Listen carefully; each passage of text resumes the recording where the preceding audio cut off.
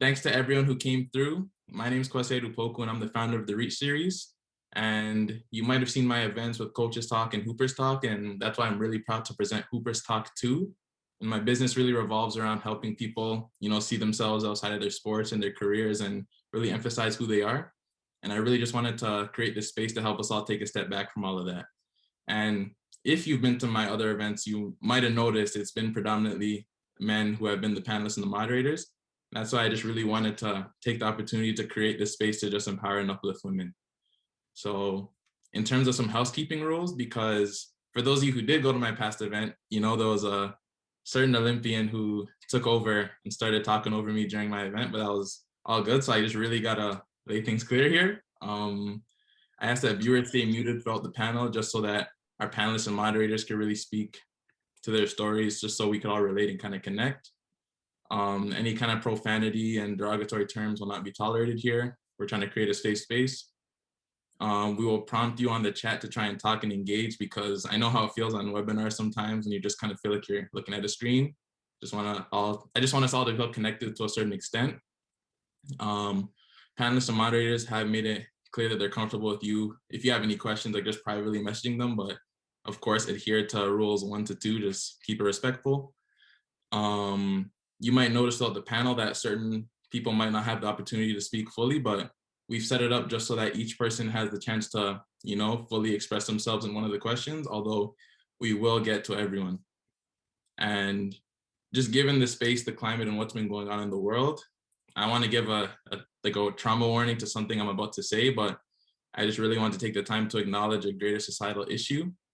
I just want us to take a moment to, think and extend our prayers to Sarah Everard. I've started to realize, and we've all started to see, that we've been brought up in this society where, the constant submission and fear in women has kind of been set as some standard that shouldn't. I don't understand why it's in place. I don't know how it's been put in place, but it's something that we must continually try and rewrite and get rid of, because I feel that as we progress to be the world we want to be, we have to find the ways to actively not just promote equity, but just promote liberation with things that should not have existed in the first place. So as I continue to learn and understand how to be part of this change, I hope many will continue to do the same, and I hope we can all do this so we can just really create a better world for each other. I'm not sure if any of the panelists or moderators have any thoughts, and I could imagine how frustrating it must be to continuously go through this thing on a regular basis, but I hope you know that with a lot of the people here, we stand with you. And I just felt like with this conversation, it couldn't go without addressing something that just happened. But now that I think about this discussion we're having, I just want to take the time to highlight, you all might sell yourselves short, but you are all trailblazers in the game of women's basketball one way or another. And right now I'm just going to leave the floor to Arianne and Nemo to get into some icebreakers and introductions.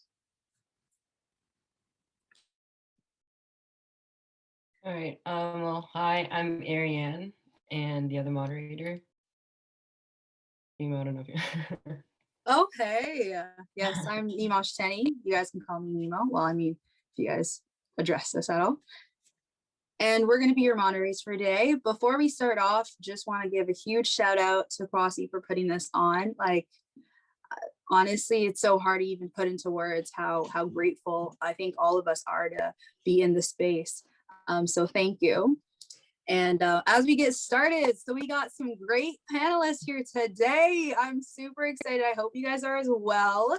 And we're gonna get things started off. So before we get the I'm the moderator, the panelists to introduce themselves. Both Arianne and I are both basketball players as well. So we don't want to, we're also hoopers too. We're not just talking out here. So I play at Windsor. I'm at McMaster. Yeah. But we want to put the spotlight on our panelists. So I think Jama is on my screen first. So let's get a quick little introduction. Hey, so I'm Jama. I'm a 4th year at Ryerson University, and we're talking positions. I'm like a guard / forward. Is there anything else that I should say about? I yeah, I don't know what else to say about myself, but yeah, I'm a basketball player at Ryerson. Oh, program, I study politics and governance at Ryerson. Jama was Jama, also, You got okay, Jim. If you had to pick a starting five, anyone on the women's past, present, future, in the OUA, OU sports, who would it be? Okay, so I would have Kenny. She played at Ryerson a couple years back. And then I would have Sarah Jane. So that's number one. I'd also have at the 3, I'd probably pick Linnaea. At the 4, I'm thinking Bronwyn. She plays on my team. It's a lot of Ryerson, but and then at the 5, I actually don't know her name, but she also plays on Laval, and she's the big. If anyone knows, she's a defensive player of the year. So those are mine. That's my top 5. Linnaea, what would your top 5 be? So that's a hard question. For the purposes of this, I'm going to exclude all McMaster players and myself and everyone on this panel. Okay, so to mix things up a bit. Okay, so number 1, we got Sarah Jane, just an amazing guard, ability to hit ball handle, and distribute the ball and defend. She's an amazing trailblazer. She's amazing. Number 2, I would put Sabine from Saskatchewan. She's just an unreal, outright hustler. She's so like strong, and yeah, you want her on your team. Number 3, I would have to number 3 is hard for me. I'm gonna go back and I'm gonna say, even though I hated playing against her, I'm gonna have to say Catherine Trayer. I know that's a hard one there, but she was just so long and hard to defend quick. At the 4, I'm gonna put Hannah Brown. You need somebody to like lead on the court and just be that voice. And then at 5, I'm gonna put Angela Riberich from Ottawa. She's just massive and is unguardable. So that's my starting 5. What about you, Kaya? Who you got?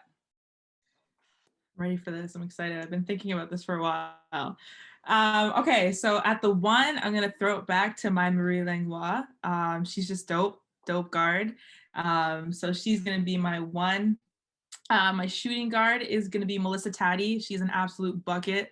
Her range is just wild, so I gotta have her on the squad. I'm gonna go to the OCAA for like my last guard, and I'm gonna pick CJ Nofuente from Humber. She's, if you haven't seen her game, y'all gotta watch it because she's just amazing. At the 3-4 position, I'm picking Becky LeBlanc. And at the 5, I gotta go with Sophia Pasca. Her touch is just so soft, so beautiful. So gotta have her on the squad. That's my 5. Ivana, who are you going with? Honestly speaking, I never really got to play on a team where I had like a solid 5, solid 4. It was mostly just a bunch of guards and we kind of just spread it out. So mostly going to be picking guards here. But like you said, I'm definitely going to put CJ on my run. Another Humber alumni I probably put on my run is Alina. I'll probably just put a couple of my teammates. I'm not even going to front. I'm probably going to put Janae's a good pick on my team. Put Maya at the 4 probably, and I just probably put myself just because, it's not a squad if I'm not on the squad. But yeah, that's probably my 5 right there. I like it. Y'all got some good 5s. I wonder who would win in a tournament if you guys all had your lineup there. Why don't we just go around just real quick again, besides Jama, just go around starting with Linnaea, your school program and something that no one knows about you. Oh gosh. Okay. I played at Mac for 5 years. I graduated in 2019. I was a kinesiology graduate. And something nobody knows about me is, oh, that's hard. I really, I'm gonna go to food here. My least favorite food is green coleslaw. That stuff is disgusting. Yeah, so that's something, something there. What about you, Kaya? Tell us about yourself. For sure. So as Linnaea said, my name is Kaya Clark. I played for the Windsor Lancers for 4 years. I'm about to get my undergrad in human kinetics, which is just like Linnaea. It's a kinesiology degree. And something people don't know about me. So 2 things. I'm an absolute bookworm. I love to read. And when I was in grade 6 or 7, I had to choose between continuing to play basketball or quitting basketball to do piano full time. So I was juggling the 2 of them for like all of like my younger childhood. And it came to kind of choosing one or the other. And I'm real glad I picked basketball because it's just brought so much to me. But yeah, a lot of people don't know that. Ivana, what about you? So I'm currently taking a year off of school, but before my year off, I was studying behavioral science at Humber College. One thing that nobody knows about me, I used to force my brother to play one-on-one with me outside until I won, and I used to cry all the time, but nobody really knows. He didn't really tell nobody, and he would tell people I won, so he's a real one for that. Who else didn't answer? Did everyone already answer? Okay. Yeah, I think everyone's answered. Thank you so much for those lineups are tough. Like I completely agree. Would love to see a tournament of all of those lineups. That'd be insane. But so let's get it kicking off. So the first question, the focus is the pandemic. So for all of us, you know, our season was kind of cut considering the circumstances, of course. So our first question that I kind of we wanted to start off with is how have you been handling the changes this pandemic has brought? 2-part. Second part of the question is how has the pandemic changed your view on basketball, if it has? And let's start off with perfect. I was going to say Kaya too. That's great. Perfect. You know, I love to talk. Yeah. So the first part of the question, how have I been handling the changes this pandemic has brought? It's been a bunch of different ways. I think the biggest way, and it kind of ties into the second question, was I had to have a conversation about myself with how much do you like the game and where do you want to go from here? You know, when you're in the mix of things, playing on a basketball team, going from one year to the next, you're constantly going from preseason, regular season, playoffs, and then off season. You never really have a true break. And I think that this time, you know, we weren't able to come together as a team and train. We weren't able to, you know, be committed to going to meetings, I mean, outside of our virtual meetings. And so, you know, I had to have that conversation with myself, like, how much do you want it? You know, I got to now get up and find a way to go train. I had to get up and find a way to go, you know, increase my basketball knowledge, stay a part of the basketball community. And I think that it's brought a deeper appreciation for the game because in the beginning, things were slow for me right when the pandemic hit and I wasn't really engaged. It was kind of like, oh man, this is the first break that I've gotten. And so now I finally had time to really say, okay, I got my break, but I really love this game. And so I had to get into really doing it for me and really doing it for the reasons that, you know, kept me going with the game. So yeah, that's the changes that it's brought. And along with that, it's also, you know, as much as I am dedicated to basketball, it's also reminded me that basketball isn't everything. You know, something that is the center of your life all of a sudden comes to a halting stop. And I've been able to learn so much more about myself other than just being a basketball player. And I've learned so many different things that I'm good at, so many different things that I'm interested in. And so it's definitely brought me down to remember, you know, basketball is a very important part of my life, but I also can offer so much more to this world that doesn't have to do with basketball. It's only a part of me. It's not who I am. And I'm really grateful for that too. Linnaea, I'm interested to see what you've been doing because I know you're a part of like OBA basketball. So how has that kind of affected, you know, basketball for you? Yeah, so earlier on in the pandemic, I was lucky enough to still be employed by OBA for the first 2 months, so until May.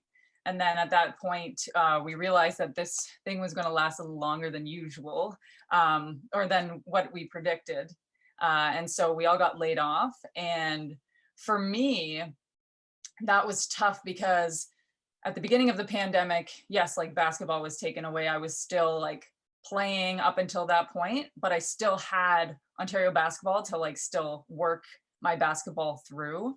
But when that was taken away, it was like, oh gosh, okay, what do I do now? Like there's literally no basketball in my life. And yeah, like what you were saying, it did give me a chance to figure out what I like doing outside of basketball. And yeah, like I learned how to like do my own nails. I like fixed my car up. I like fixed the headliner in my car. Like I did so many different things that I would have never been able to try, which I'm very grateful for.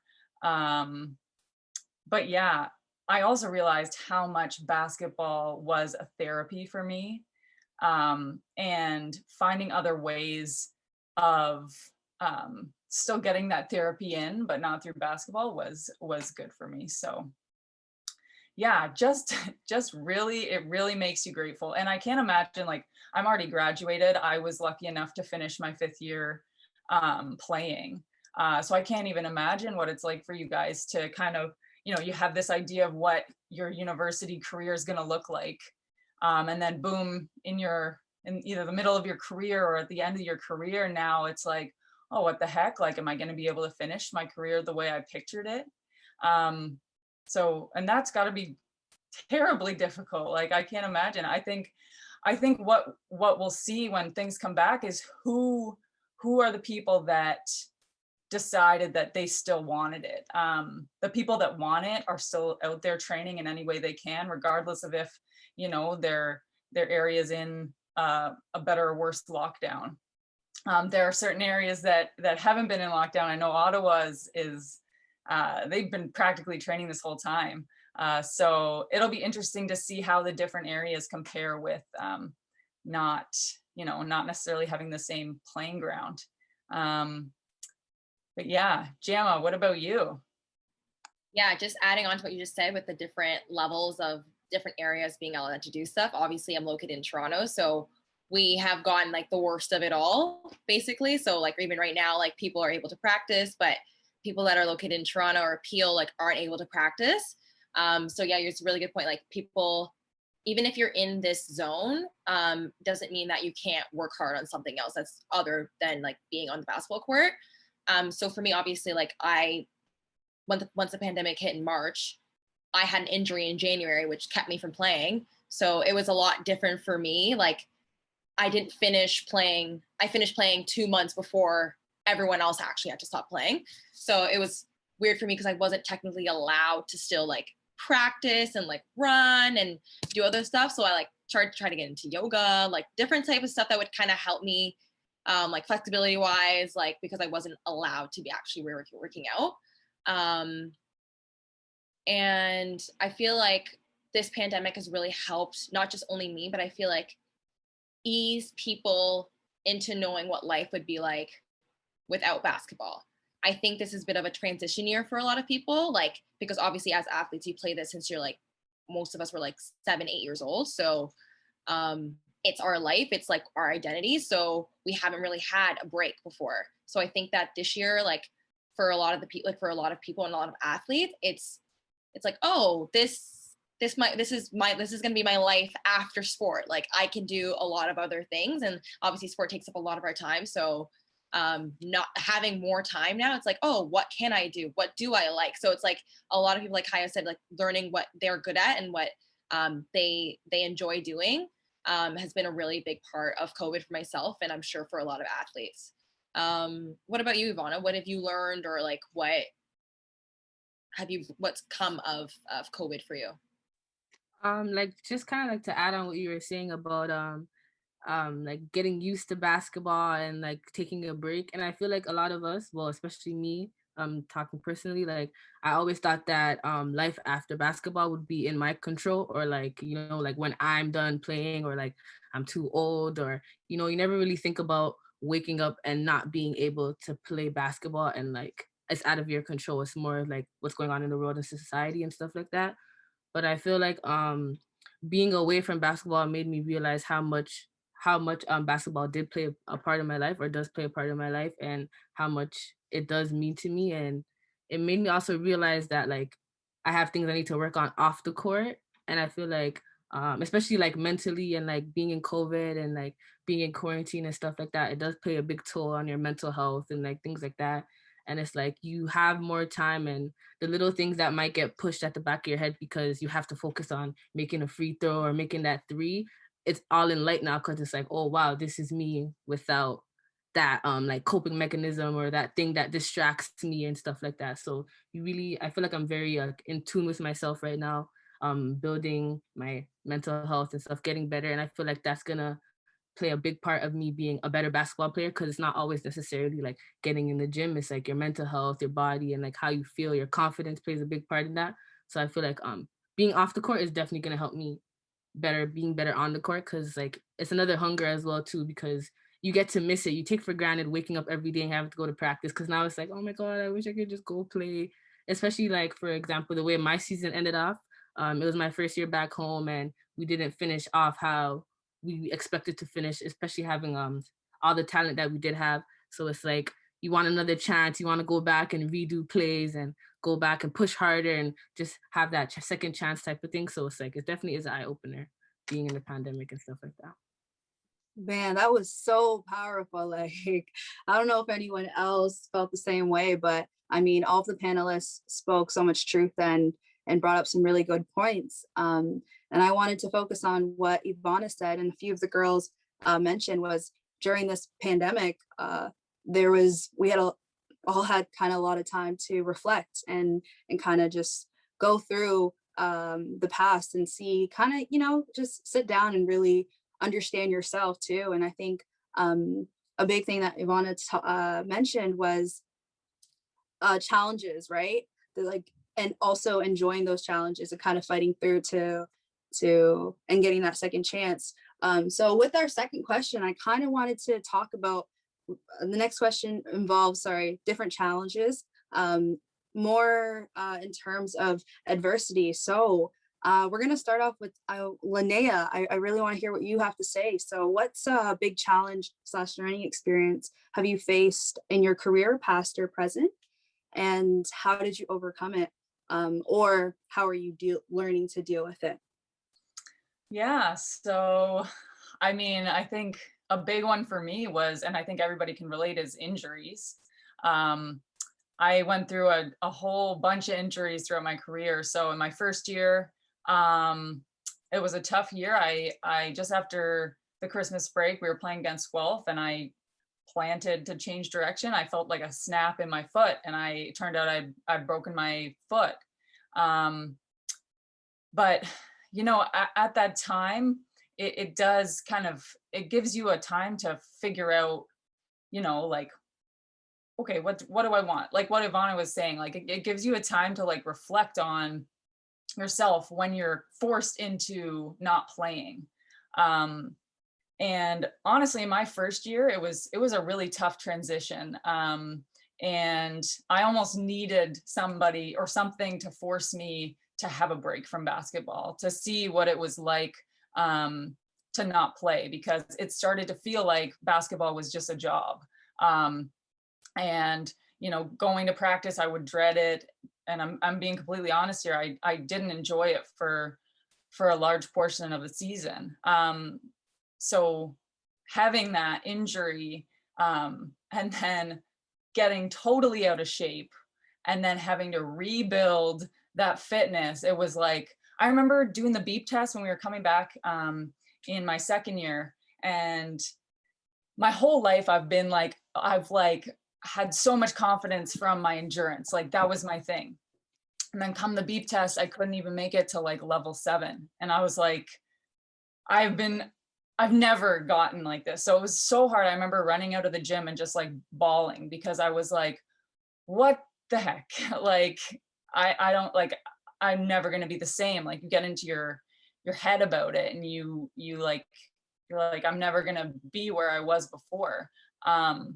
But inevitably the training that comes, and, you know, the time goes, and you continue to train, and things do come back. And then with that, more injuries come. I had another stress fracture in my foot in my 4th year, I believe. And me and my teammate, Hillary Hanukkah, we both were out for, I believe it was a month. We both had injuries. And that was tough. It's really tough when you're coming up into your later years, watching the team that you're helping lead from the sidelines. It's really tough. And yeah, I think those injuries and the adversity from those injuries helped me when I got injured again right before playoffs in my 5th year. I was practicing, and I again planted, and I felt this like twang in my Achilles, and I ended up tearing it a little bit. And this was right before 5th year playoffs. And I was like, are you kidding me? Like, how could my season end like this? Like, right before, like, our team was peaking, everything was great. And I was like, gosh, damn it. Like, and I think the injuries that I had throughout my career kind of prepared me mentally to be able to just know that I could make it through if I listened to my athletic therapist, and, you know, I just kept my mindset the same. And, you know, like, we ended up doing well, and I was able to still hobble around the court for the last few games. And I'm healthy now, so I can run, and I'm good now. But yeah, definitely injuries throughout the career is something that, you know, teaches you that you can still, as long as you're mentally there, you can still push through things. And I'm not telling anybody to push through injuries, because it's important to listen to your body 100%. But I think these translate to other areas of your life 100%. When you think you can't do something, you really can. And I don't know if anybody else wants to speak to that. I know all of us have had injuries throughout our careers, so I don't know if anybody wanted to speak on that as well. Well, Linnaea, I remember that practice like yesterday, that like once you fell to the ground, literally everyone just stopped, and we were just like, oh my gosh, like, is this gonna be it? And then 24/7 after that incident, you like rehab, like you put in work, because like you were so determined.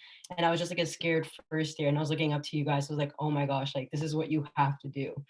But to move on from Linnea's point, from what Jama said earlier with the injury, we were both injured, me and Jama, I think around the same time when we played you. So I saw Jama on the bench, and I don't know if that was like a huge part of your career, if you've had worse, but if you wanted to go off of that, Jama. Yeah, I'd say I'm kind of like lucky as of now. I'm not really lucky anymore, but before my injury, I would say I was like lucky with injuries. Like, I didn't like have an injury that would like take me out for like longer than, I want to say, like 2 weeks, which is like kind of short. So yeah, in January, it's like one of those things, at least for me, when I was playing basketball, like ACL injuries were something that you hear of like other girls, but when like you don't have injuries that serious, it's like, it's never gonna happen to me. And then it happens to you, and you're like, oh my God, this is serious.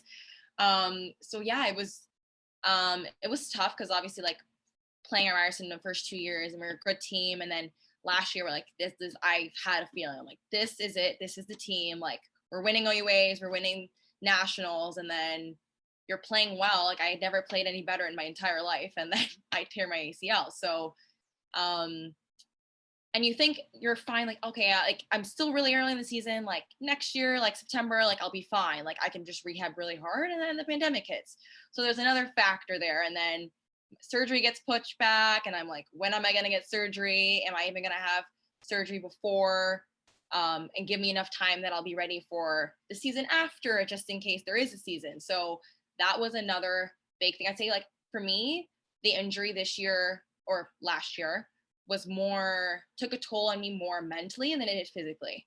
Like, I know my body can come back whenever, like, they say I'm ready. Like, whatever I have to do physically, like, I can do it. I will push my body that way. But I had never experienced such a mental toll before ever in my life.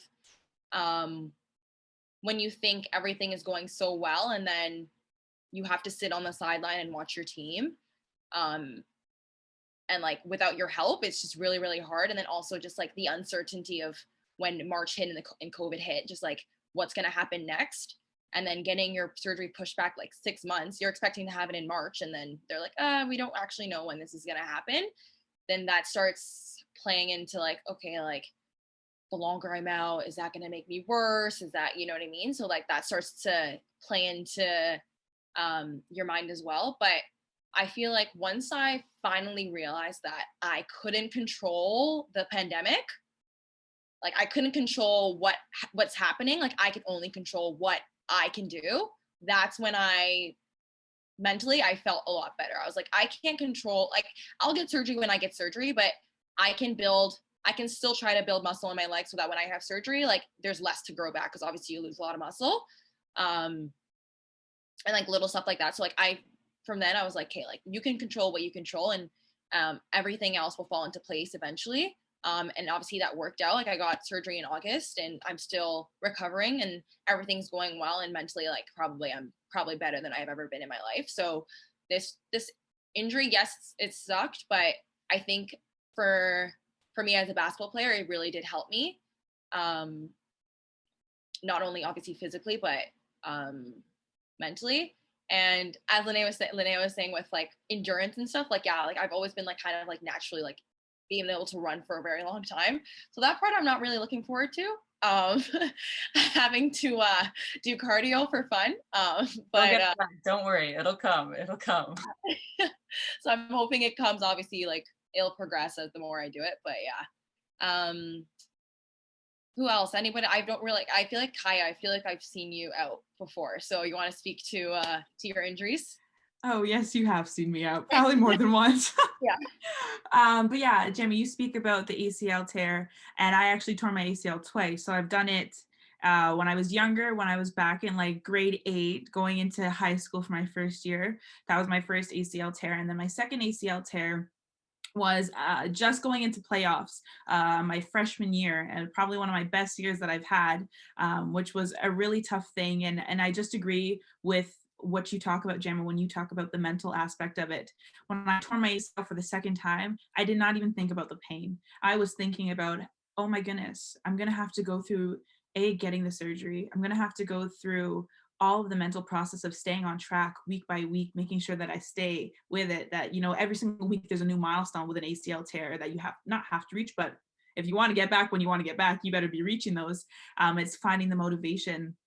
And I think above all, it was an interesting tear for the second time. Like I said, I was in my freshman year. I was having an amazing year. I ended up winning a bunch of awards. And so I was fortunate enough that in my first year, from the very first game we played, our very first exhibition game, actually, I was fortunate enough to start. My coach saw me as a starting, being worthy of starting and having the talent to start. So she put me there. And so that whole year, I always had a starting spot. And so it filled me up with a lot of confidence and the knowing in the back of my head that, coach trusts me, these fifth year vets trust me to be on this court, like I deserve to be here. And so when I tore my ACL, of course, there was a mental aspect, but also when I came back as a teammate, it was I had to change my mindset. And I had to change the way I thought about how you can bring value to a team. And I really had to remind myself that, the value that you're able to give to yourself is first and foremost the most important thing, but also that value that you give yourself, you'll be able to give it to the rest of the team. I found myself in the beginning of my injury, especially being a part of the team, that I was feeling like I had less of a role on the team. I felt less important, going from starting to now coming back and being on the bench filling up water bottles.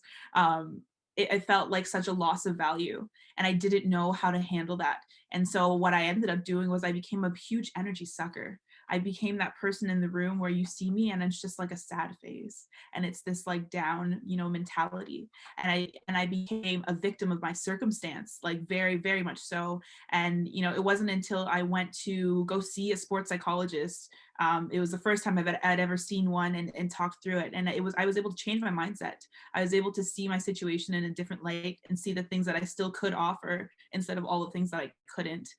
So yeah, like it was not only a challenge physically, mentally, in terms of my personal growth, my personal like determination to get myself back on the court, but also, you know, a lesson to myself about how my mindset will shape, you know, the world and how I see it, the roles that I can play on a team, even when you're not even able to touch the court.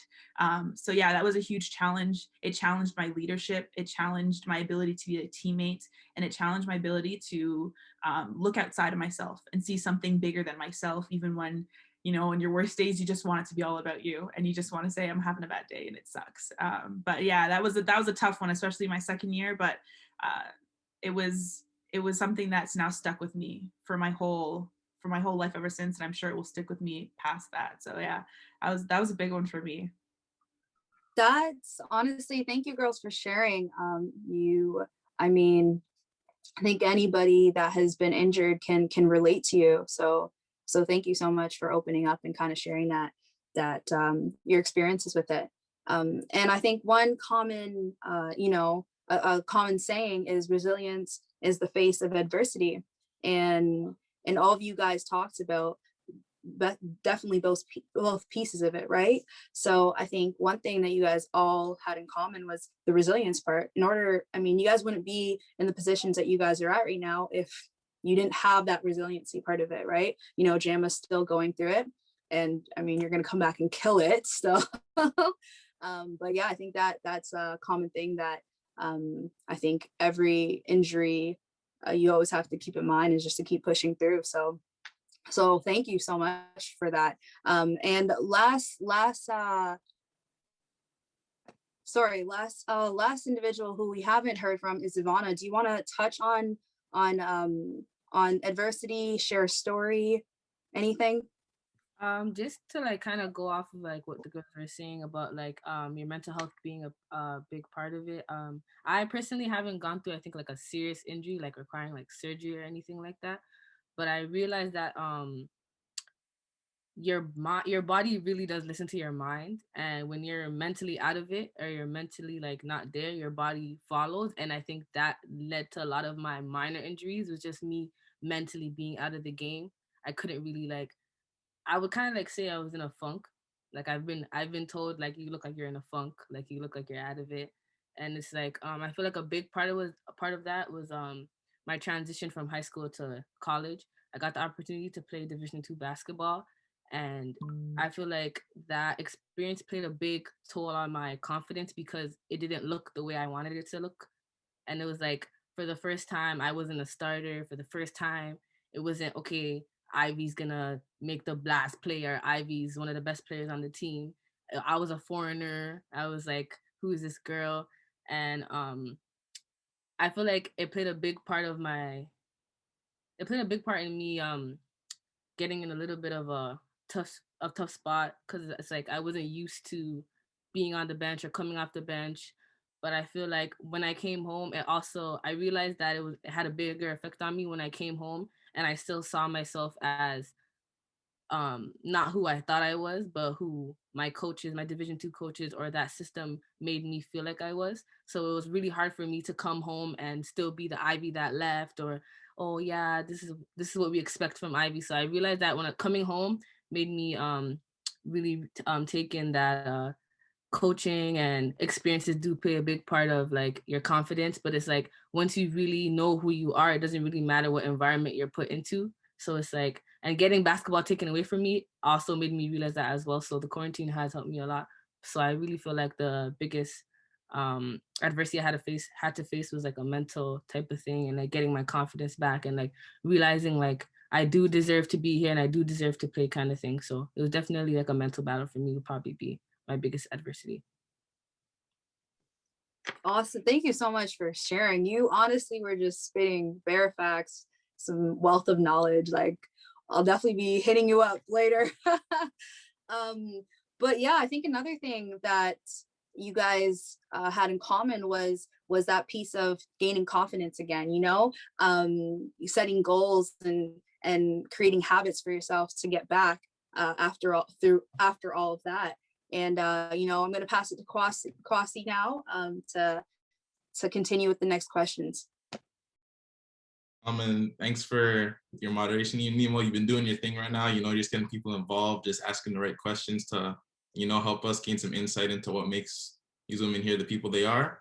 One thing I noticed too, you know, you all really touched on this whole idea of, even though you had some kind of physical injury, like it all kind of boiled down to how you felt about yourself mentally. And if there's anything I've realized, basketball is a very mental game, because you've all seen it, you know, like this question I'm going to touch on right now is more so about your training habits, but it's easy to realize sometimes, you know, you could be working out 5 days a week or thinking you have to train more and more, but then if your mind's not in the right place, like usually all that work kind of ends up being for nothing if, you know, you're not in that mindset to really get things in check. But right now, you know, I'm just going to make this quick because we're going to get into some deeper topics for the rest of the time. But I guess one thing I like doing is giving perspective and context. So I'm going to start with, I noticed Ivana's been going last, so I'm going to just start with Ivana this time. But and then she could just hand it off to the panelists and then we'll kind of go through it. But I just wanted to know, you know, like what a day or a week of training looks like that a lot of people don't realize. Because if there's one thing I noticed in terms of how a lot of people view the women's game, for some reason, they just, like, I don't know why some people just don't view it in the same light, but I just know you all work just as hard, if not more hard, you know, at everything you do. So I just really want to shed some light to that. Okay, well, in the pandemic right now, like training has been like a little bit off for me, and I feel like right now I'm mostly working on my mental and stuff like that, just because of things that have been happening during the quarantine and stuff. And I've also realized that, like you're saying, like basketball is a very mental game, and I've started to like pick characteristics or traits or habits that I have on the court that have to do with my mental and trying to kind of work on that. Like me personally, like I see a therapist and I talk about things like, for example, I'm a very emotional person. I'm a very emotional player. So it's like trying to work on like, okay, when I'm faced with something, or if I'm not getting a call, or like when I'm in my feelings about something, how do I put that aside for my team? So it's still basketball incorporated, but like when quarantine wasn't here and when we were working out in the gym and stuff like that, I feel like Humber is actually a very good program for like working out and training and things like that. I feel like I kind of lost my love for basketball, and Humber helped me kind of spark my love for basketball because we worked hard and we always had fun with it. I feel like a big thing about basketball and a big thing that's been taken away from a lot of people is that it's not fun anymore. And that's when you kind of like it feels more of like a job, like what was mentioned before. It kind of feels more of like a job. You don't really look forward to it. But I feel like at Humber, it was always a good time. It was always fun. But when it was time to get business done, we also always got business done. And I feel like that's one thing that females probably do a little bit better than males. I feel like when males get off track, they're off track. Like I feel like females can really like, okay, turn the switch, like, okay, guys, it's ready to go type thing. But then we can also be like, we're also emotional beings, you know, we're all females, we all go through things. And I feel like it is very underrated, and female athletes do not get the credit that they deserve, because we also have to face things of just being a female on top of that. And then being an athlete is also a big deal. So it's like training and stuff like that is hard. And on your body, you're a woman, you're growing and stuff like that. And you're still putting a lot of pressure and weight on your body every day to get stronger and better to perform the best you can, kind of thing. So that's definitely a big thing with training. How about Jama? How's training and stuff like that for you? Training obviously is different for me now because I'm injured. And obviously us being in the gray zone, it's different than like going into a gym and getting like the therapist to like work on you. So I'm just doing like online Zoom therapy calls, which is a lot different, obviously. So you, especially with this type of injury, like when you're working on like certain stuff like range of motion, like that really hurts to do by yourself. So you really have to try to like push yourself and like push the range of motion of your knee more than you would want to. But obviously if you had someone there physically, it would be a lot easier. But obviously, like I'm gonna go like pre-COVID, training was, I'm sure a lot of us face the exact same type of training format, like practicing every day. Coaches send out a list of practice times, and you have to try, when we have enrollment, you try to have your classes that don't conflict with practice. You're practicing every single day, except for obviously like the weekends when you have games. Monday to Friday, you travel Friday sometimes for games, Friday, Saturday, and you're coming back on Sunday. And then obviously, like, I think all of us have had that, like usually 2-hour practices every single day. And then you have to add in your lift times. So that team type practice, I mean, lifting like 3 times a week, that was what we did, plus practices. So you're in the gym like a lot, like it's basically it's not a job because you love to do it, but it's basically a full-time job. If you're really looking at all the hours that you're putting in, being in the gym and working out, not just basketball, but obviously like lifting, and then plus the travel time and like playing games, it's a full-time job. You put a lot of hours into it, and I feel like everyone also here is pretty much doing the same thing. There might be like little things everyone has differently, but yeah, that was our day-to-day, my day-to-day at Ryerson, pre-COVID. And then obviously now training is, for me, is doing therapy twice a week on with my therapist, but then also like another 2 times a week, just like on my own. I wonder, Linnaea, how was it at McMaster? Was it similar, a little bit different? Yeah, very similar. Yeah, again, we practice Monday to Friday. Lifting in season, a little bit different. It was a little bit less just because we're so intense on court. So maybe twice a week. And then, yeah, games, traveling. Sometimes you have back-to-back days of games. And then in the summer, summer is, well, our team culture was, we were very much so, when I was there, it was kind of a team culture to be in the weight room lifting. That would be 3 times a week. Actually, that would be 5 times a week. You're up there either like, you know, if you're scrimmaging, we would scrimmage twice a week. If it's a scrimmage day, you're up there prehabbing. And then after scrimmage, you're making sure you're cooling down properly, and then maybe doing some activation work. And then, you know, Monday, Wednesday, Friday, yeah, you're going full force in the weight room, trying to work on your plyos or strength, overall strength. So it is very, very intense. And yeah, a lot of people don't realize that. And I think I've heard stories of over at Windsor, it's very intense during the summer. So I don't know if you wanted to speak to that, Kaya and Nemo. Yeah, I'd love to. Nemo, I think we can tag team on this one. For those who don't know, just a bit of context. So Nemo and I have been teammates for what, the last 3 years? 3 years? Oh yes, at Windsor, yes. At Windsor, yeah, before that, but at Windsor. So yeah, I don't know. I would say the irony of it all is that one thing we'd actually get a lot of the times is the men's team asking us, "Oh my gosh, you guys do so much. Like, why does coach have you guys doing all of that?" And, you know, we oftentimes think that it's the other way around, where, you know, the men's side of things might be a little bit more intense and the women, you know, is a little bit less intense. But there were multiple occasions throughout my career where the men's side is like, "You guys still have to do that? Oh my gosh, you guys are in the beep. Oh my gosh, you guys have to do that too?" I'm like, yeah, like, this is not what you guys have to do too. But yeah, so we would do, in season, it would be training 3 times a week in the mornings, like doing a lift. Then we would have practice every day. It's typically going to be like 2 to 2.5 hours. If we have a game like coming up, we'll schedule it so that in the beginning of the week, it's a lot heavier. So we'll go the 2 hours, maybe the first two days.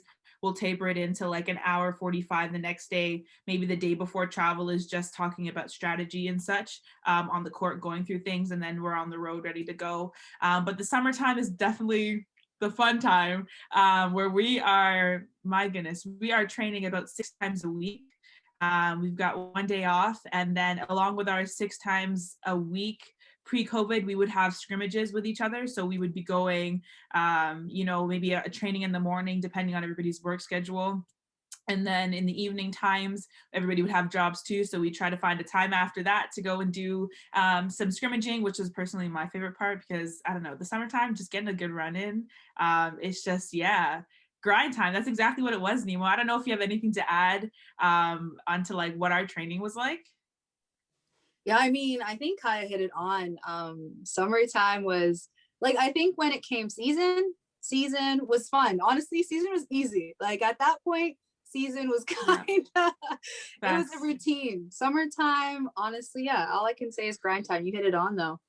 Yeah. I would add one more thing I find quite interesting with our team is that our coach added a really mental / emotional aspect to it. In our playoffs, actually, she would call our court, the actual court, she would call it the simulator because she would relate it to like the Army and how, you know, when you're in the Army or say you're like one of the pilots in the Army, like when you're going, when it's your first time to you know, fly that plane, like there's no mess ups. Like you are in the simulator, like once you get from training, you're off and you're going. So when you're in the simulator, you better be training as if this is a real life type of thing. So she really did try to replicate those in-game, like real, like intense type of situations so that we were able to know how to mentally adapt to that when it came to like game time. So yeah, that's kind of a little bit of our training, what it was like.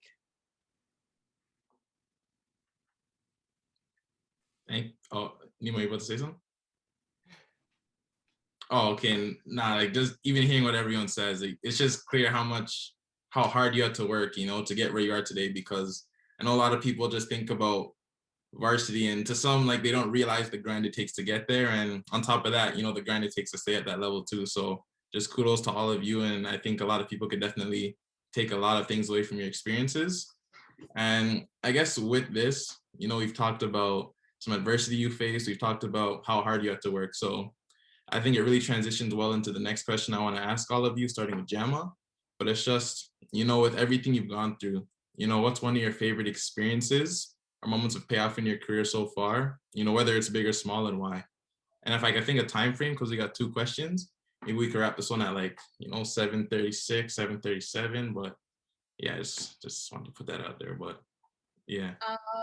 Yeah, for me, I'd say my biggest reward from playing basketball and like obviously being good at playing the sport would be when I went to the FISU games 2 summers ago in Italy. It was a great experience. I think that I felt very blessed and very honored to have that opportunity, especially because I'd only been I only had 2 years of playing. It was only after my 2nd year. So I was like young compared to the rest of the girls that were on the team. Like some of them were like graduating or 5th years going into the next year. And I'm like a 2nd year going into 3rd year. So I was kind of young. But yeah, being able to give like, given that opportunity to represent Canada, I feel like it was I think all the girls could relate to me in saying that they might not have the opportunity to actually represent Canada, like in Worlds or like in the Olympics. So having that opportunity to play and represent Canada at the FISU games was a really, really unreal and a grateful experience to be able to play with like a lot of the top players, not just in your conference, but all over U Sports, which was very, very nice. I feel like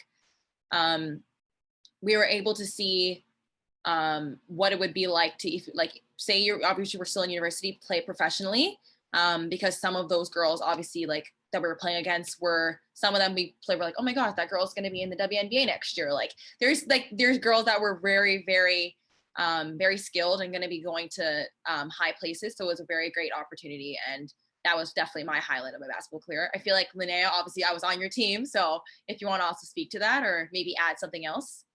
Yeah, that was definitely a memorable time for basketball. I think all of us can agree that you know, basketball gives you not only the opportunity to play with amazing people, but to travel to amazing places as well. And Italy was amazing. I think it rained once while we were there. Just blazing hot, sunny the whole time. But yeah, what an awesome and wonderful way. For me, it was the last time I guess put on a jersey in a very competitive context. Like I played pickup and I played in a men's league after that, but that was kind of the last time where I played at a very, very high level. And so to cap my career with that was just a storybook ending for me. And I think one of the really cool things about that team was we were all from different places and different teams, but we like clicked, like just mentally, we were all like with each other, for each other. And I don't really know why that happened. I think it was just, we were all just great people. And I think like any of us here would do that with each other. But yeah, no, it was a really, really good time. And definitely that was a big highlight of my career. And then being able to travel to Taiwan, that was another amazing experience because you're playing teams that you would never be able to play against ever. Like there was a Taiwanese team, there was, oh gosh, there was a Filipino team, there was a team from the USA, like teams from everywhere. You got so many different styles of play. I remember like the team China was just like so like textbook, like they knew their plays, they knew their reads, they were so fast, like it was like a new level of play. So yeah, being able to travel and play with different people and under different coaches, yeah, it's definitely been yeah, I don't remember what the question was, to be honest. I'm just rambling about what was the question again? I believe the question was about like a big moment of payoff in your career, like oh yeah, yeah, national championship. I was gonna say national championship. National championship. Yes, that was a huge accomplishment. I think just because you know, we were all so close, and I think Ari, you can speak to this too, but we were all so close and like just having a blast that season, and to be able to cap it off with a championship was amazing. You know, I was thinking about this the other day. I think, yes, championships are amazing. To be able to say that you are a winner and your team's a winner is awesome. But, you know, to be successful, it can be looked at in many different formats. Like I think that you can be a winning team, but if you're not close with everybody on your team, you're not necessarily successful. Whereas if you're close with everybody on your team and you lose, you're still successful in that. You still have great relationships with people that will last you a lifetime. So it's not just about winning, it's about like building relationships and, you know, having each other's backs, I think. So, yeah.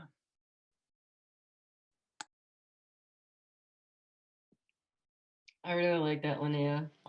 Yeah, I don't know how much I can go off about nationals. Like honestly, nationals that whole year, that was a movie. Like I don't even know how to describe. Like I can't describe it any longer. But yeah, the payoff. I would like to hear even Ivana, your experience in like a different league, especially. I feel like one of my biggest payoffs for basketball, or like a highlight moment for me, was probably like my senior year in high school. Like I went into the second semester of high school with no offers, and I had this dream of like going to play in the NCAA and things like that. So I kind of like felt like my back was against the wall, and it was crazy to say that I got an opportunity to play in the Canletes All-Star game, and there I actually got to win Defensive Player of the Year and things like that. But I feel like after that game, I didn't even know that game was being like filmed or anything, but the All-Star game was being filmed, and I felt like that was probably the funnest time I had playing basketball. Like I was just having fun. And then at the end of that month, I ended up getting calls from schools like D1s and D2s and stuff. And I was like, it's crazy to think that when I kind of like just had fun with the game or was relaxed is when I definitely that's when offers started to come in for me. So I feel like that was a big milestone for me, like feeling like my hard work paid off. And it was funny. It was funny to be like at the moment where I felt like I wasn't working the hardest is when the opportunities came my way.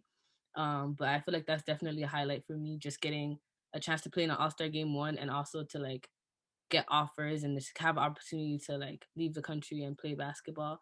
And I feel like another great milestone too was definitely going to Taiwan. I got a chance to go to Taiwan as well with Humber.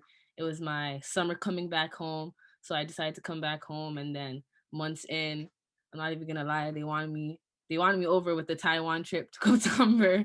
So it's like I got a chance to like leave the country, and it was like I didn't feel like I was new to the team or in a new place, because we like the first time we ever all played together, or one of the first times we all played together, is like we were all new, so we had to kind of all rely on each other.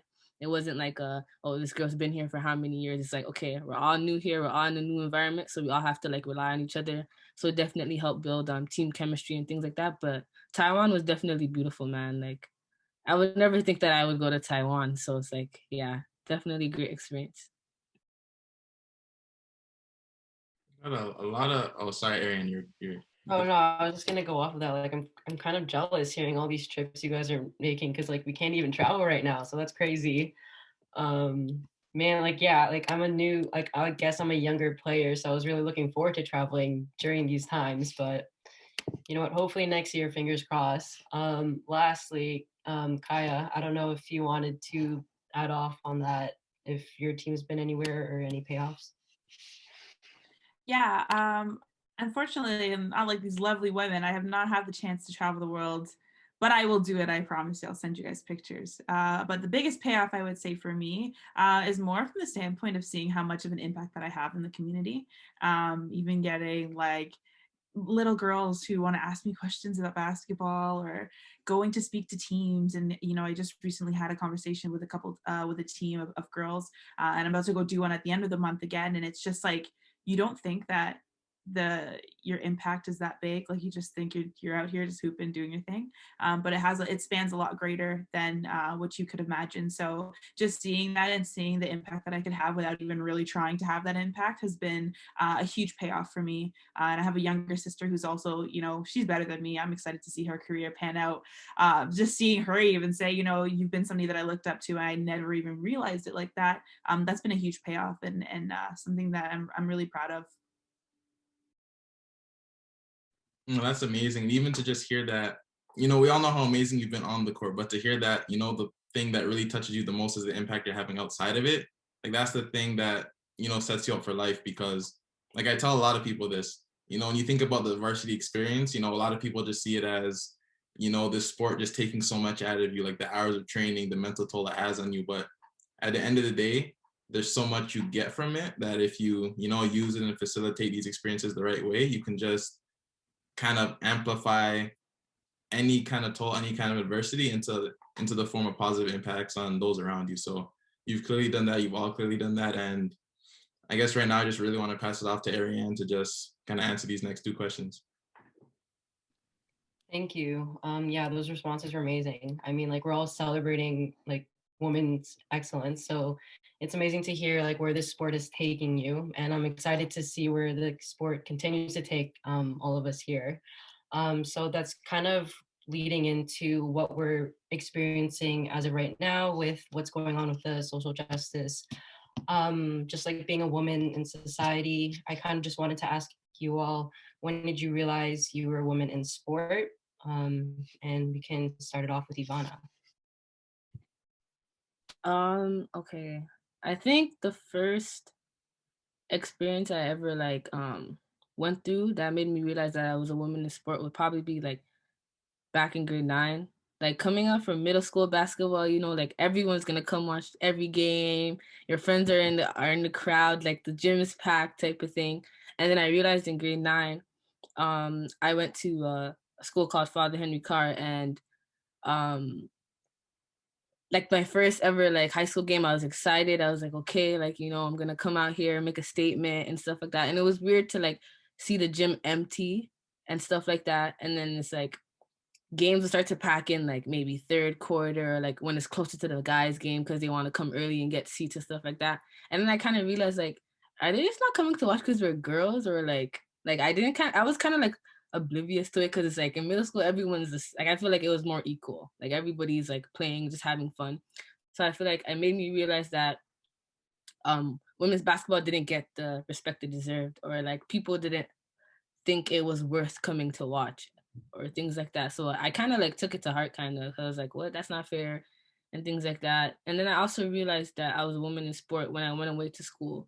My rookie year, I got a chance to play in Erie, Pennsylvania, And I also realized that I was a Black woman in sport. That's when I realized I was a Black woman in sport, because there was only 2 Black females on my basketball roster. So out of 14 girls, only 2 of us were women of color and things like that. And we did get treated differently in the, like from the community and the fan base and things like that.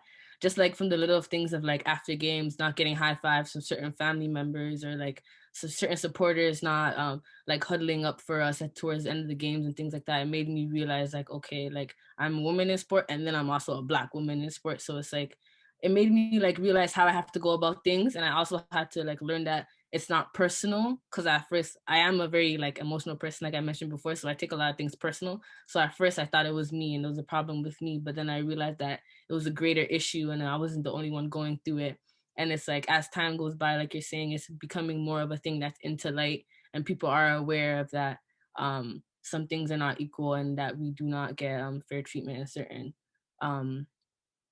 situations and things like that. But that was like mostly my experience. I'm curious to hear Kaya's experience of when she knew. Yeah, I agree with you. I think that, you know, in high school, that was a huge one for me because, so I went to high school with a bunch of my cousins, and they were on the boys basketball team, and they were, you know, really good, you know, at that age. And so there was this huge contrast to me between how they viewed me as an athlete, how I viewed myself as an athlete in the women's kind of world of things, and then how I viewed myself as an athlete when it came to outside of that. So when I was playing pickup games, or I remember grade 11 gym class of all places, that is when I felt like the smallest almost. And I felt like such a weaker kind of link when I would play. And who would know, I had, you know, I played rep, I was on a bunch of teams, I played Team Ontario at the time, and it's here that I'm feeling like I'm so like small. So that was just a little bit of an irony between how I felt, you know, and then how I perceived myself when it came to being around boys in the sport. As I got to university, I think that the university environment really respected my game and really respected myself as a female athlete. For that, I'm really grateful for it. And I think, you know, being at a school where there's a very rich history of having a strong women's team, I didn't really face those challenges at that age. But to kind of go with your point, Ivana, about being like a Black woman in sport, I think that was also a thing in high school. Especially all of the women on my high school teams, when I played, you know, rep, they were amazing. But I think it was very clear to me that I was one of 2 black girls on that team, and that was definitely a tough, not tough, well, yes, tough, but it was something that was noticeable to me, and it's something that I did find myself having to find myself as a Black woman, but also find a way that I could, you know, integrate that into being just feeling like Kaya still, and just feeling like an athlete like the rest of the girls on the team. So yeah, I would say definitely in high school, even to this day, if I go to play a pickup game, you know, they're probably like, I'm probably not going to be picked first, and it's now one of my favorite things because I'm not picked. And then what happens is that I hit one bucket on them, or I tell her, you know, ISO, I'm going in the post, we got a mouse in the house. And then, you know, I'm going in on them. And then it's not till they're like, oh, you just got posted up by her. Like, yo, you're getting dealt with. Like, and then they realize, oh, she's got game. And I just love that realization setting into their minds. Like, you couldn't pay me that before, but now you have to, because I'm just taking you to the bucket. So yeah, that's definitely another point that I realize that I'm a woman in basketball, but I have more fun with that than anything. I like that. I totally agree. It's like, it's kind of amusing to see when you kind of like, even just working out in the gym, and then guys are just like looking at you, judging your form, even like thinking, oh, like she can't do that. And then right when they see you like bench pressing that or even squatting that, they're like, okay, now you have my respect. So it's kind of crazy to see, like, even just like as a player, you're trying to prove people wrong that you can play. And then like we even have to reach that extra bar and like say like, yeah, we're women and we can also do this. So yeah, that's really interesting. Linnaea, I don't know if you had something you wanted to add to that. Yeah, like I think for me, when I first realized that I was the only female on the court was when I started playing pickup with guys. So similar to what was said earlier. But it wasn't like, when I first started playing, I made sure I was like on the court first, because like I want to play, that's why I'm there. So, and a couple of the guys that I was playing pickup with knew that I had played at a high level. So I always had a team that I was playing with. But I think when you get playing, you start to realize that the guys are guarding you differently. And they're afraid to touch you because you can't play physically with a girl. She's going to get hurt. I think like one moment that stands out for me was I don't think I was posting him up, but like something happened. There was like a bump, and like there's this guy on the ground, and I did it. Like I knocked him over. And I was like, oh my gosh, sorry. He was like, are you okay? Like, oh my God. Like, I'm like, bro, I knocked you down. Like, are you okay? Like relax. Just because I'm a female, you don't have to ask me if I'm okay. I'm okay. Like, I don't need help. I knocked you down. Like, get up, let's go. So it's just that, yeah, like what Ari was saying, that underestimation that is always there, that you kind of have to get past and show like, no, like, I mean, like you can back off me, but I'm going to back you down. I'm going to hit you first. Like it's still happening. To kind of like let them know that you're here to play as a player. And, you're not what they picture as what a girl is, so that's when I first experienced it. I always played pickup throughout university, much to my coach's dismay. But yeah, I would always play pickup in the gym with Kwasi and other players as well. And I think again, when I realized that I was a female in a male dominated area was when I tried to play in a men's league after I graduated. And, there was a lot of humming and hawing about the fact that I was a girl or that I was a woman. People were like, oh no, she can't play because like, what if somebody else's girlfriend wants to play, or what if like another female wants to play? And it was like, first of all, like, so what? Like, what if other females can play? It shouldn't be about male and female. It should be about who's here and who's good enough to play. So yeah, and that was that was a huge thing, and I ended up playing. I'm gonna play in this league, but yeah. It's almost like a never-ending thing that you're always gonna have to deal with in some way, but you learn how to deal with it, and you learn how to inform people on what's appropriate.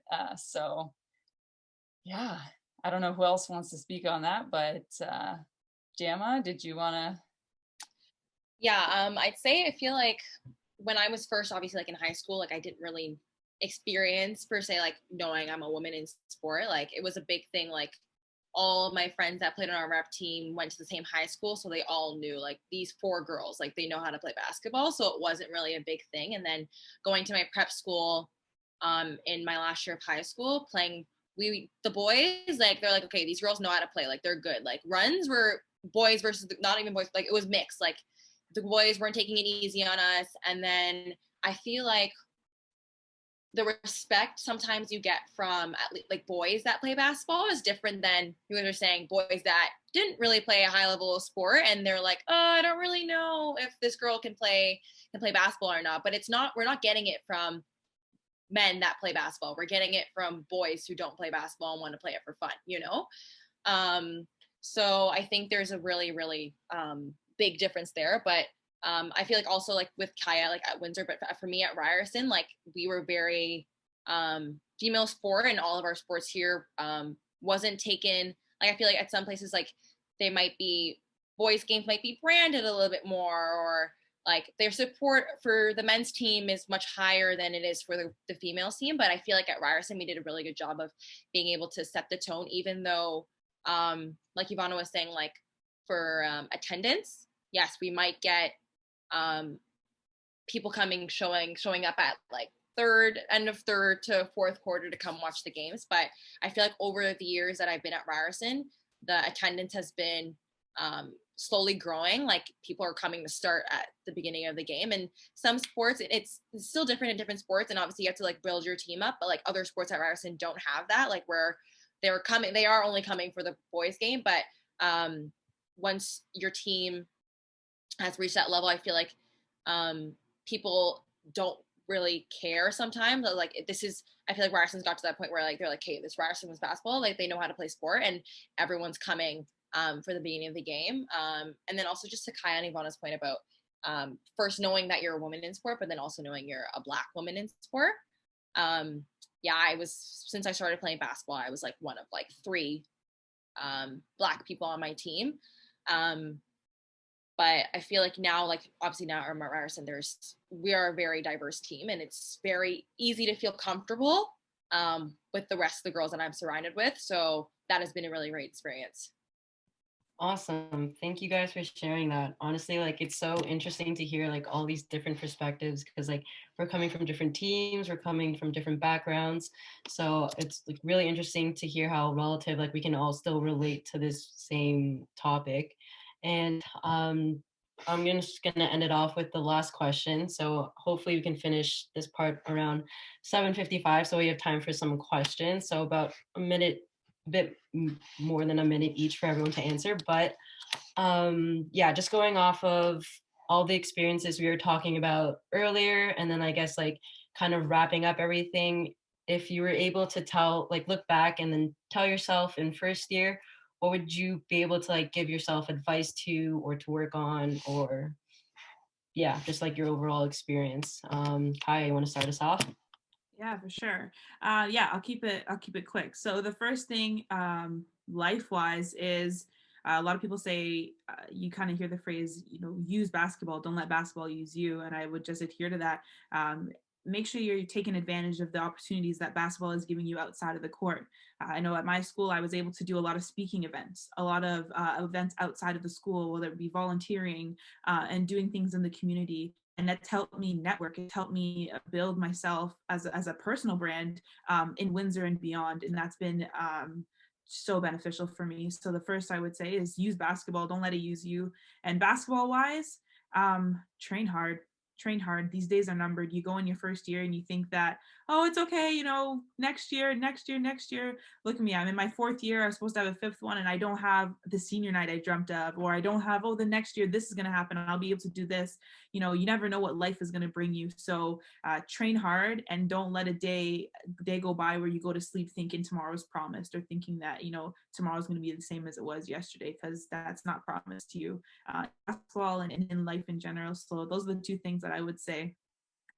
I like that a lot. I think we can all like relate to that, especially I think I'm starting to get out of my role from being the younger player to an older player. So I'm trying to like use my voice more, or like get more involved with the community. So yeah, I 100% agree with that. Jama, would you like to add to that point? Yeah, I would say to my first year self to trust yourself, because when you're coming in from high school and then moving into a university program that's been known to do well, it could be scary, but you need to know that you put in enough work to even be asked to be there in the first place. So you need to trust yourself and your capabilities. Obviously, still like Kaya, like you need to work hard, because it's going to be hard. It's not just easily handed over to you, but trust your capabilities, and you're going to be able to do really whatever you can, like whatever you're set out to do. Like I know that I can do things, and it's just your own mindset, but just trust yourself. Linnaea, what would you say to your first year self? I would say enjoy the process, and like obviously you want to make goals for yourself, but like don't let those goals get in the way of you enjoying yourself in the moment. Because I think a lot of the times, we're planning for the next thing and the next thing, and then anxiety builds, and then we kind of lose ourselves. So enjoying the process, and enjoy the little moments that you have with your team in the team room, because those like little memories that you'll get, like they'll last you a lifetime. Like there are so many hilarious memories I have of Julia Hanukkah that like I can't even count on my 2 hands. So yeah, and those will last you a lifetime. So yeah, enjoy the process and enjoy the little things is what I would tell my first year self. Yeah, I agree, Linnaea. Yeah, we don't have to get into Julia's stories because we're not gonna have enough time for that. But Ivana, you talked a lot about your confidence and how you've been getting a lot of it, especially through your mental health. So is there a special advice you would like to tell yourself in first year looking back? Looking back, I'll probably just tell myself to like never step off the brakes, like just never step off the gas, like always push, like never be satisfied type of thing. You know, I feel like as basketball players, you kind of get to a level where you get comfortable, and I feel like once you get comfortable is when you become vulnerable, and that's when opponents or other people are getting better.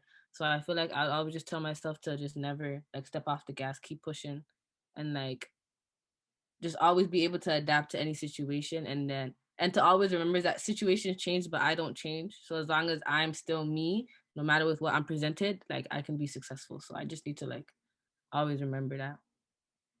All right. Thank you, ladies. Thank you for sharing your insightful and wise thoughts and words. I really took them personally and close to heart, and hopefully I can use them moving forward. So I'm just going to pass on the mic to Quasi. All right, thanks for that, Arianne. And I know everyone's been watching us present right now, but I'm pretty sure if you go to Zoom and go to what do you press? I'm still figuring this thing out. Reactions. You know, can we give a round of applause for everyone just sharing today? I'm gonna do it right now. Yeah, I'm just really happy for the space we were able to create. And even though this was just a short bout of 90 minutes, I'm just so grateful that we could have this room and opportunity to speak. I've learned a lot. Everyone has learned more than enough in terms of how we can go about making our lives better. And it's all thanks to these ladies right here.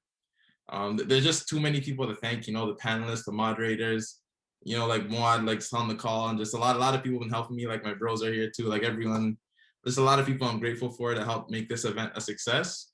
If I could think about things going forward, I'm hosting another event in 2 weeks. You know, it's going to be called Coaches Talk 2, and right now, the people that I've confirmed so far are just Teresa Burns, Tamara Tatum, Jessica Roque, and Lisa Tomaitis. I really hope I said her name right. Someone correct me if not, but we also got some good moderators that I am soon confirming. Danielle Boyago is one of them, if you heard of her, and I'm confirming another one, but that'll be, we just got to make sure that one's concrete before I say anything. But right now, I just really want to open the floor, or this last 5 minutes, for questions that anyone may have, just because of the fact that, you know, last time I went a bit overtime, and I just don't want to take up any more of your time. But yeah, the floor is open right now, or any kind of comments, anything you want to say, just now's your time. Till 8 o'clock though. I just want to say thank you to everyone who really shared their stories. There was a lot of people that I related to in terms of the injury and like the journey, and I really did feel very inspired and motivated from everyone, and I just really appreciate it, and I'm just really excited for what's to come, and I pray that everyone will be successful and that you guys continue on hooping and just to never quit and to just enjoy the process, because I have trouble with that. I just overthink too much sometimes, you know, but thank you so much.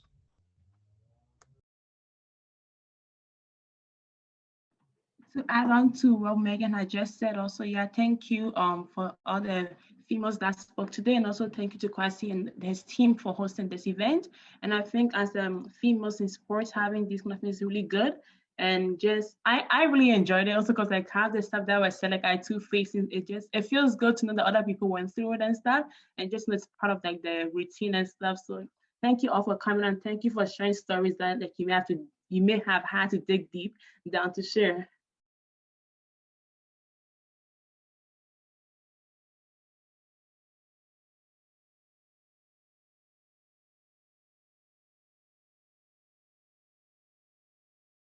On a side note, I'm a part of this thing called the Ghanaian Canadian Association of Ontario with Mary. Just a little Easter egg there.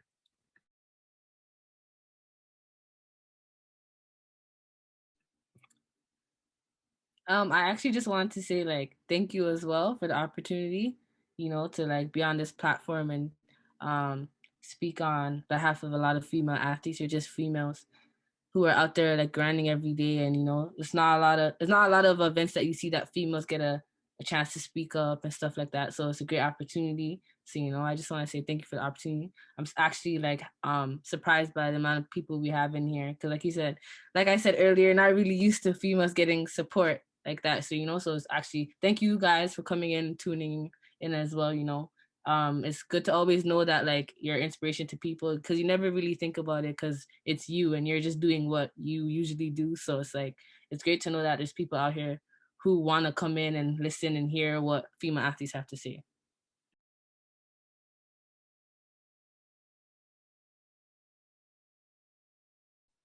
Yeah, I would just bounce off of that, what you said, Ivana. You said it perfectly. I just want to thank Kwasi for having us. I think that what you did today was something really important during this time, and that's build community and cultivate community, especially, when we feel most separate, especially around women's basketball. So I just thank you for creating that space for us, for creating, a space for us to share our stories and talk with other female basketball players, aspiring basketball players, past and present, to chat. And yeah, anytime that any of you want to talk basketball, talk life, talk anything, I'm here. I'll drop my Instagram, but if you guys ever just want to chat, I love chatting basketball. So just know that. And I just want to thank you for just creating community here, because it's really special. It was definitely the highlight of my week so far. Well, it's the end of the week and definitely will be the highlight of my week going into the next one. So thank you so much for that, Kwasi. That's dope. To be honest, it's no problem at all. I was just really happy to create this platform because I've known all of you in different ways, shapes, and forms. And even with Linnaea, for example, I think about all the times that we just talk about how, we could raise that bar and just really show that, women are doing more than doing their thing, So I'm just really happy for this space. I hope everyone stays tuned, because I'm gonna do this thing I usually do where I make some edits and get one bar if someone said and just make little IG edits of that. And yeah, I just really hope you could all use the space to continually network, because like I said, it's called the Reach series. And the main reason I call it that is just to, help us reach beyond what we do on the court and just find ways to continually network and expand ourselves. So honestly, if you want to stay tuned with events like this or find a sense of community, just follow me on IG. And usually, I just like to kind of bring people together. That's kind of what I do. And it's 8 o'clock. And Megan, you have one last question? We could do that. Yeah. Sorry, just one last question. I was just wondering, because pandemic, COVID, everything, all the gyms closed. If anyone knows any open gyms or any training, if they can maybe let me know as well. I know it's closed down, but if there's anything that you can drop in the comment, and that's pretty much it. I just have a quick question. Where do you live, Megan? What area? So I actually live by George Brown College, Eglinton, around that area. So maybe, I don't know, you might know something.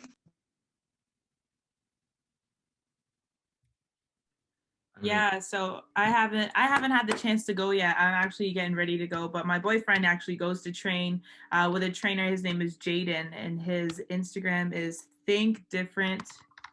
And I'm gonna put that in the chat right there. He does sessions, so my boyfriend's enjoyed it enough that I'm ready to go and pull up. So he does it in Milton, so I don't know how far that is for you. I'm a Hamilton kid, so I really don't know much about the GTA, but yeah, that's one that I know about personally.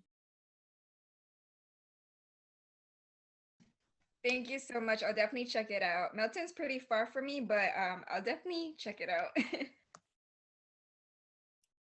Thank you, Kwasi, and everyone that came today. Thank you to everyone who spoke. Really relatable. Shout out to my team. I see a lot of you guys here, so thanks for the support. Love you guys. Love my teammates. Yeah, everyone have a good night. Thanks, Kwasi, and yeah.